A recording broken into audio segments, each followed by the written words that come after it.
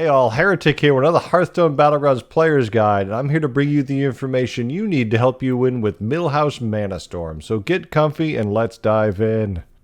First, let's talk about the hero power Manastorm, and this reads, passive, minions cost 2 gold, refresh costs 2 gold, tavern tiers cost 1 more.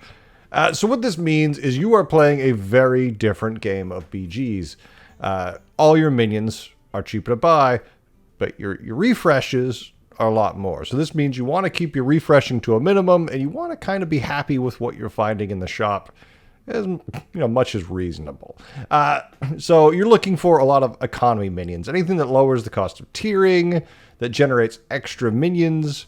That's huge value for you because you're still paying 2 gold for a minion someone usually plays 3 gold for, and if it's going to generate minions, you're going to get a lot of value from that. It's really good. Buff minions, for you, I mean, you're going to buy them for 2, but then you can immediately sell them. So really, you're only paying 1 gold to get a buff minion. That's kind of awesome. You really can't go wrong with some kind of value like that. But that extra reroll cost can destroy your game. You have to keep it to a minimum as much as possible. It's just really, really important. This hero is all about economy, and wow, can he make it work. Now, when it comes to tiering with Millhouse, typically what I would do is called a slow GF curve, but you have to be very fluid with this. Now, while the slow GF itself, it'll work, you're going to find things that make your tier cheaper, you're going to generate extra gold, extra minions, which means you're going to have more and sometimes less economy, depending on your luck, to work with. And if you have any decent luck, holding to a curve is tough. So just try to be fluid, try to be adaptable depending what you find.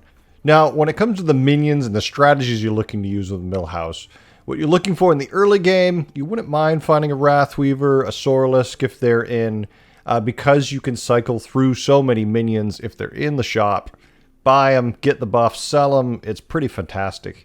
Economy minions, once again, you're looking for Alley Cat, Deck Swabby, Elemental, Shell Collector, Free-Dealing Gambler, huge value there, Reef Explorer, Murazon, Tavern Tempest, or Gozo the Tender. Great values here. You're going to find that you're getting extra minions for cheap gold. It's really, really good. And with any decent luck, you can do some nutty things. If Murlocs are in and you're kind of leaning towards that, you want to look at like Tad, Primal Fin, Brands. If you get Young Murkeye and you have a couple Primal Fins, as Millhouse, you are generating so much free value. It is just fantastic. A lot of room to work there.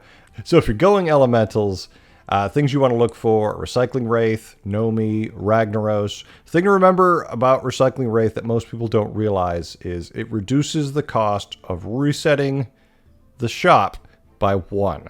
So for everybody else, that's free. In the case of Millhouse, now instead of paying 2, you pay 1. If you triple it, it is then free. But just remember there is a important difference there. It's not going to be free, but for Millhouse, 1's pretty good. You can't really go wrong. If you're going to go Pirates, Peggy, Hogger, Salty Looter, all the usual stuff. But once again, if you can find them as Millhouse, because everything is cheaper for you, you're going to cycle through that much faster and get phenomenal buffs. If you're looking at dragons, same deal. Get yourself Caligos, start cycling, go bonkers. Now, when it comes to countering Millhouse, it's basically play your traditional game of BGs. Don't worry too much. Keep an eye on what they're doing, because if they start leaning into a family really hardcore, you want to make sure you have the appropriate counter lined up. Just remember, their biggest weakness is the fact that refreshes cost 2 gold for them. So if they get unlucky, they might just beat themselves. They're going to roll a couple times, they're going to be out of gold and not have anything good to show for it. Overall, Millhouse is a lot of fun to play, but can be challenging.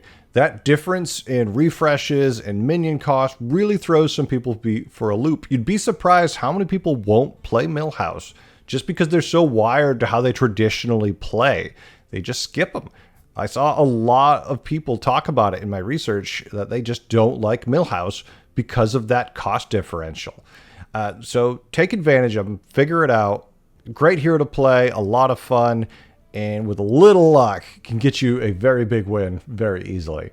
In the end, I've attached a link with some gameplay if you're looking to see how I piloted them. Stay tuned. I have more guides on the way. I hope you learned a few things today and had a good time. I know I did. Bye.